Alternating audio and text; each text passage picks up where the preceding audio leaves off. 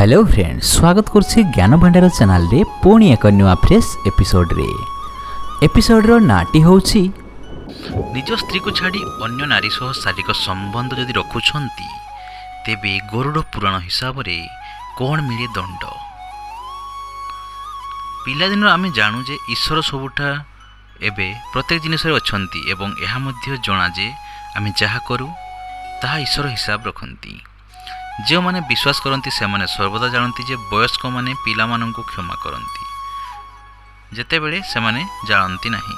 आमे ओ जानतरे जो भूल करिछु ताहा जानी भगवान आमको क्षमा करती, किंतु जो पाप जानी सुनी करूछु ताहा पई क्षमा नहीं बरं नरक को जीवाकू हबो। कहिबाकू गले एहा विषय रे गरुड़ पुराण रे लिखा होईछि जे पाप कले परवर्ती जन्म कोन हेबो, सेमाने किपरि नरकरे जंत्रणा भोगिबे। एपरि पुरुष माने होइथांती नपुंसक। नारी मानक अपमान करुथबा पुरुष माने परवर्ती जन्म रे नपुंसक होइथांती। जे महिला को अपहरण करे, महिला को अपहरण करुथबा पुरुष आत्मा को मृत्यु परे भयंकर जंत्रणा दिया जाए। एही परि व्यक्ति को पुनर्जन्म ब्रह्म राक्षस रूपे होइथाय।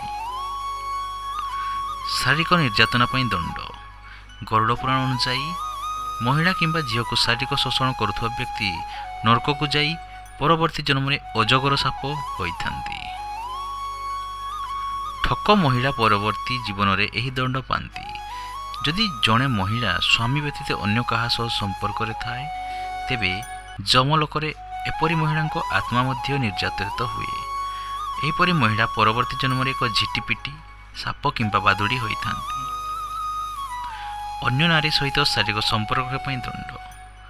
अन्य पत्नी को सह संपर्क रखिबा व्यक्ति को भयंकर निर्यातना भोगिबाकू पड़े। से परवर्ती जन्म एक एंडुओ होइथांती। गरुड़ पुराण रे अनैतिक संपर्क स्थापन पई भयंकर दंड रही। जे बंधुक पत्नी सहित शारीरिक संपर्क रखती से परवर्ती जन्म रे गध होइथांती। तो जानिले गरुड़ पुराण हिसाब रे निज स्त्री को छाड़ी पर नारी सह संपर्क रखले क्यों दंड मिलता है। आशा करछि आपन को एई वीडियो निश्चय भल लागिथिबो। जदि भल लागिला निहाती गोटे लाइक करिवे आउ ए पर्यंत ज्ञान भंडार चैनल सहित जोड़ी होई रहते हम चैनल को निश्चय सब्सक्राइब करिवे। धन्यवाद।